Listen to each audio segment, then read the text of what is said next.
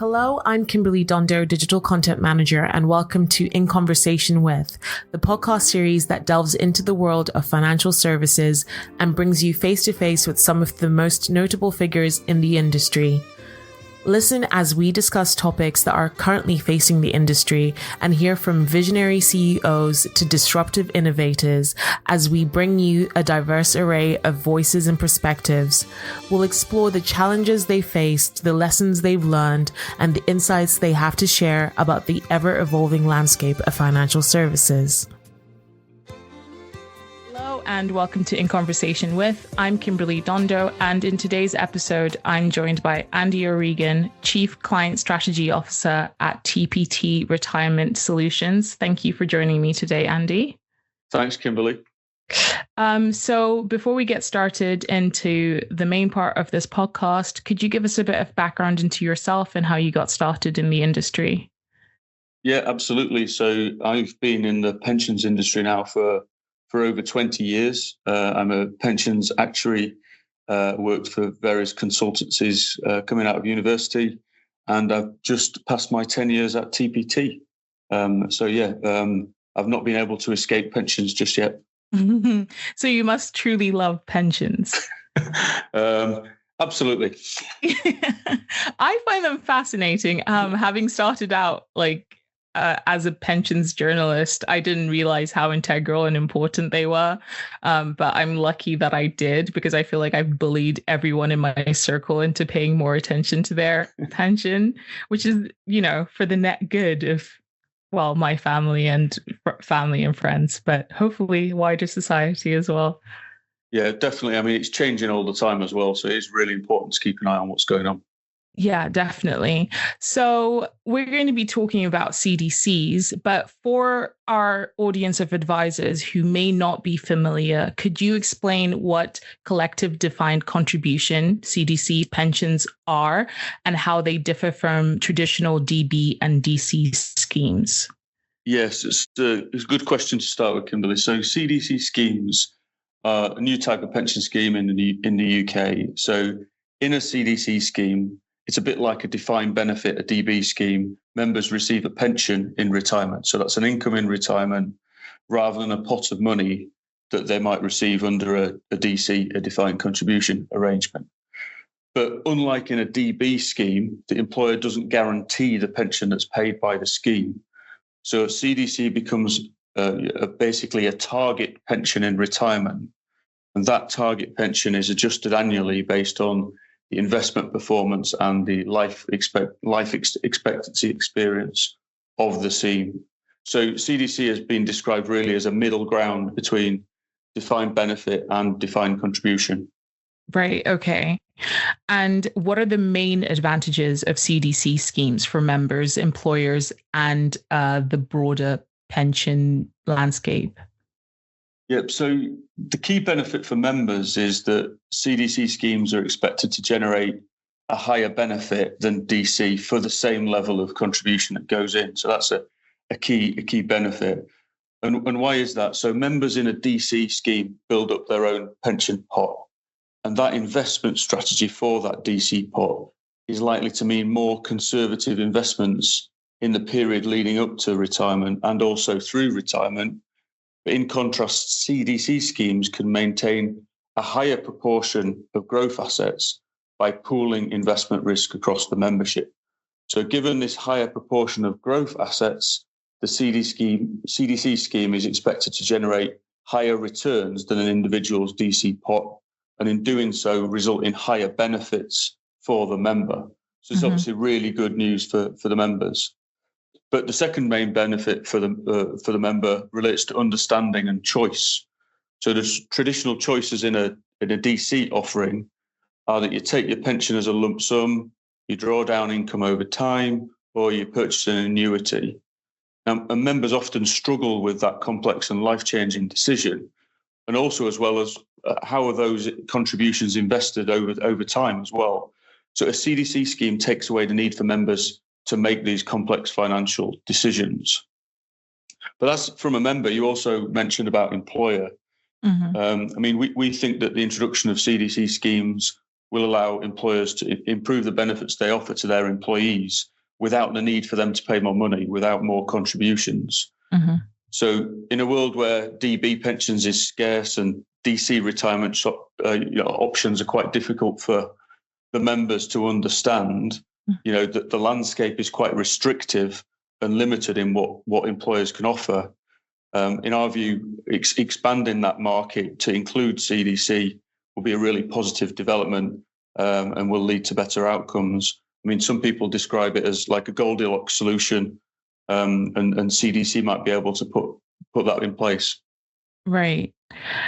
And also with all the positives, there can be some challenges with that. So I wonder, what challenges do CDCs pose, especially from an advisory perspective? Yeah, I think the key one is the level of understanding. Mm-hmm. This is a major challenge, really. I mean, at a very general level, if you think that the UK occupational pensions industry was heavily DB for decades, and then it's moved to DC for the last couple of decades, but people, so members and employers that are used to those two types of structures, they're used to DB, they're used to DC, but understanding of something in the middle, which has got attributes of both elements, the understanding is quite limited at the moment. So there will be a real education piece to do. And that's why I also think communications is really important, both for members and employers, of what the benefits are and how it differs to both DB and DC. So for advisors, there's likely to be a requirement for them to have a base level of understanding, to get in front and speak to employers of this. So I think it's a learning exercise really for everyone. Mm-hmm. And how should financial advisors approach discussions around CDCs when there's, even more of an uptake with their clients, particularly employers considering these schemes?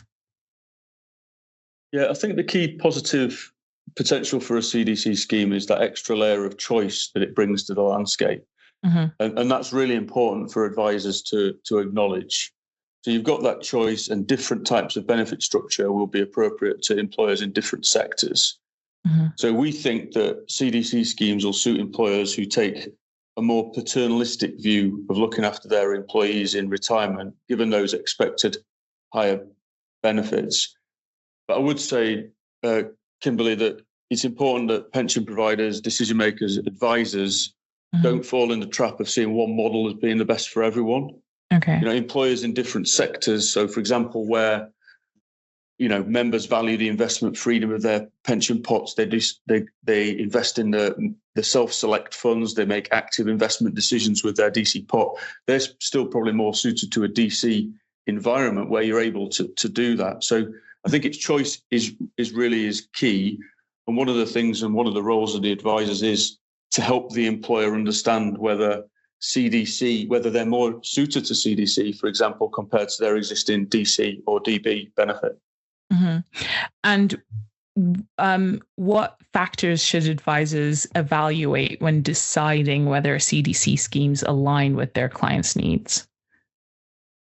Yeah, I mean, there are various factors that you would cover off. I mean, for example, advisors should consider, looking at everything ranging from costs through to the benefits for the members, but also through to communications. Mm-hmm. But I mean, I mentioned before, the expected level of member benefits is obviously really important, along with that members understanding the benefits that they're going to receive.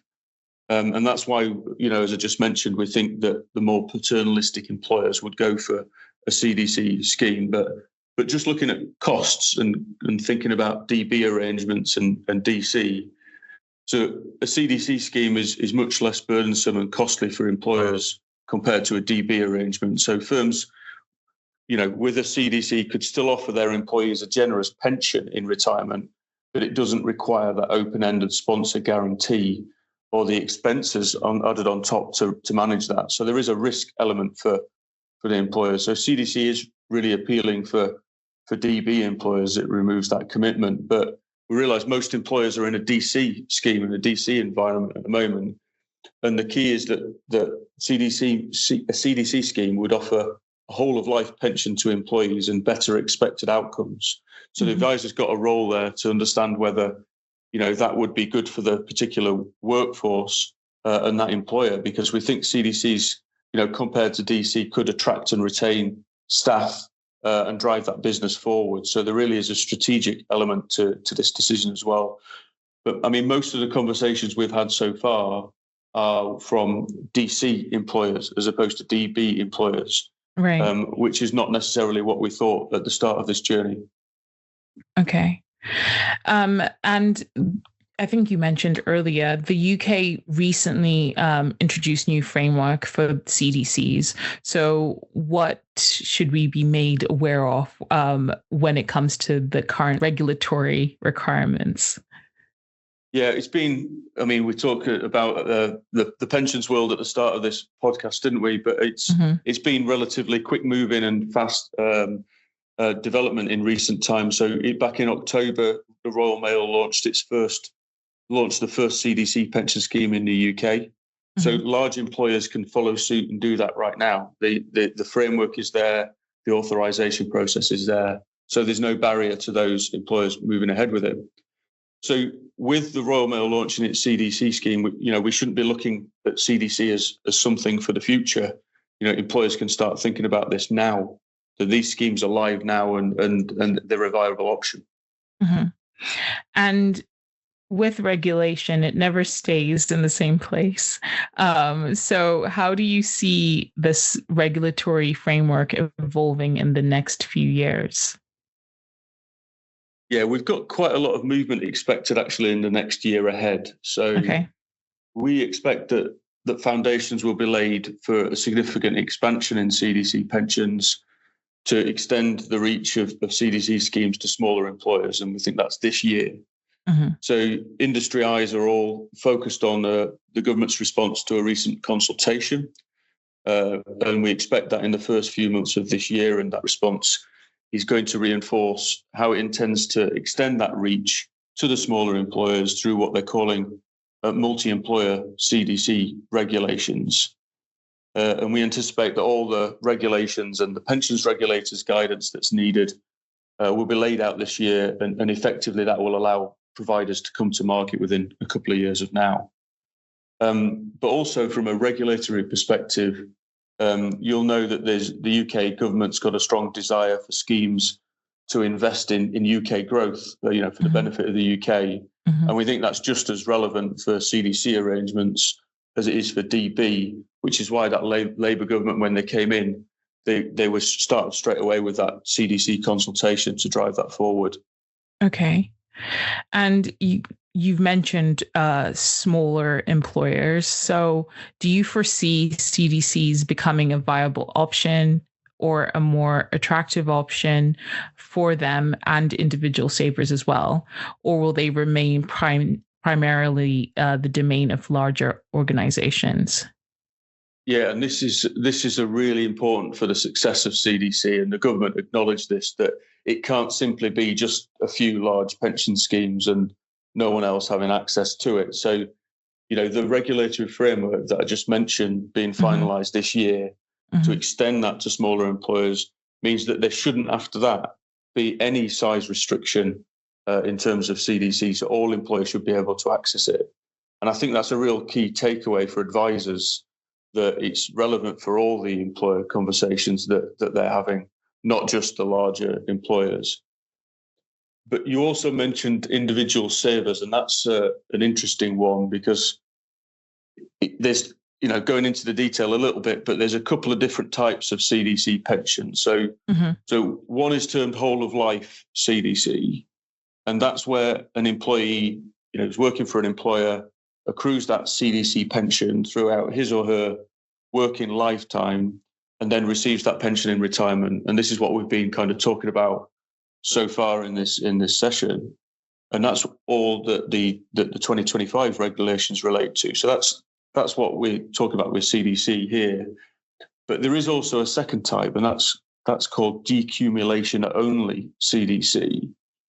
And what that means is a member's in a DC fund whilst they're employed, but then they could purchase a CDC pension with their pot when it gets to retirement. Now, we think that, we're quite a few years away from the regulation set there, because effectively that's selling an individual product to a member as opposed to an employer providing their occupational pension scheme. So the regulations are very different. And we also don't think that the benefits are quite as strong. So it's a really positive view from an employer perspective. Every employer can have once these regulations are laid and enforced, a CDC scheme or access to a CDC scheme. But we think individual savers having access to a CDC pension is a few years away yet. Okay. And I wonder if you could share examples of CDC schemes in practice and any lessons learned from their implementation. Yeah, I mean, there have been, I mean, we've got the Royal Mail that I mentioned as started in October, but obviously we haven't got learnings and experience of that yet, given it's only been operating for a few months. But it shows that the grounding is there. But there has been some other countries where they've got CDC schemes. So the Netherlands, Canada, and Denmark are probably the main territories outside of the UK that have got established CDC schemes. So this concept is not new. It's been used before. Now, the Netherlands uses CDC for large private sector schemes and industry-wide arrangements. Canada and Denmark, it's partially a state solution, probably, so less comparable, really. Okay. But the UK CDC legislation that was set in force for the Royal Mail scheme and is being updated for the multi-employer environment is very much based on the learnings from the Netherlands CDC arrangement. And that Dutch system has been around for some time and effectively involves some DB schemes converting to a CDC scheme. So they've got a lot of members in there. One challenge they had was they had buffers in their sort of scheme structure, whereas they held some funds back to allow for adverse future experience. Right. But that created a problem that they were having an intergenerational unfairness between different groups, because not everything was being attributed at the same time. So there were definitely some learnings from that arrangement, and that's all fed in to the UK model. And the Netherlands are actually making some changes that would bring it in line with what the UK model is. So whilst it is new, there's some good experience out there, and our regulations are based on that experience, which is really positive. And I'm sure there's probably a lot of misconceptions when it comes to CDCs. So could you show us or tell us some of the key misconceptions? Yeah, I think there's a couple, and I mean, I've touched on these while we've been talking through, but I think the first relates to timing. Yeah. You know, a lot of the commentary refers to CDC as a potential thing of the future and not necessarily something to think right now. But we have a live CDC scheme in the UK. We got the regulations coming through this year so that everyone could start a CDC arrangement. So, you know, schemes are running now. So, I'd challenge people's view about CDC being a thing for the future. And the next one is really about that sort of the nature of the scheme. And again, going back to that point about decumulation only that I mentioned. So that's a challenging environment. So selling a CDC pension at retirement to an individual using their DC pot, there's a lot of marketing restrictions. And that receives some challenge quite fairly. But then that challenge is perceived to be across CDC as a whole, as opposed to just that element of CDC. So it's some of the reporting in the industry press about whether it's whole of life CDC or decumulation only CDC, for example. Right. Okay. And now looking to the future, where do you see CDCs fitting in the broader landscape of the retirement planning over the next decade? Yeah, so we've actually, at TPT, we've spoken to hundreds of employers who've expressed interest in how a CDC scheme could be delivered to their employees. And that's really, really positive. So our experience in sort of providing that consolidated and multi-employer scheme structure for DB and DC, means that we can understand the strengths and challenges that it would take, that would be required. But we do think that there is a white space within that pensions industry that CDC can help fill. Mm-hmm. So, as I mentioned earlier, it's our view that an expanded market that includes DB, DC, and CDC will be a really positive development and likely to lead to better outcomes. From a member's perspective, we think that CDC schemes have the potential to significantly improve the retirements of millions of people. So if you're thinking about a decade from now, I actually think that CDC schemes will be thriving alongside DC. And I think they will continue to thrive. I don't think this is a replacement for DC. I think both could work very well together and give that choice to the employer. Okay. And finally, what is your key takeaway for advisors who want to stay ahead in understanding and application, in their understanding and application of CD schemes for their clients? Yeah, so we're monitoring whether there's sufficient demand to launch a solution. That's the position we're in at the moment. Okay. So if any advisor wants to talk to us about it, we're very happy to. So please reach out to us at TPT, and we're happy to sort of speak to some of their customers or share learnings or present to a group of their customers with the advisor present. So however the advisor wants to work it, but from a key takeaway for them, I would just make sure to sort of reinforce that point about that CDC is here right now. It should be tabled at meetings with sponsors right now. And then the breadth, we hear about the Royal Mail scheme, employers might switch off because it's the Royal Mail, not their scheme. But there is that breadth coming through that every employer could have access to a CDC scheme with the regulations that are coming through in 2025. So it's really important for the advisors to start talking to their employers about this. And we think, employers, members, and the wider economy could benefit from the introduction of CDC. Yeah, definitely. It's definitely one to keep an eye out for. But thank you so much for speaking with me today, Andy. This was a really enlightening conversation. No, thank you for having me. Thank you for listening to In Conversation With. We do hope that you enjoyed it. Please do keep up to date with all our new releases via Podbean, Apple Podcasts, Spotify, and everywhere else you get your podcasts from. You can also keep up to date with all our new content published on the Money Marketing website, as well as our print edition Money Marketing magazine. So make sure to subscribe. Follow us on Twitter, LinkedIn, Facebook, and Instagram. See you next time.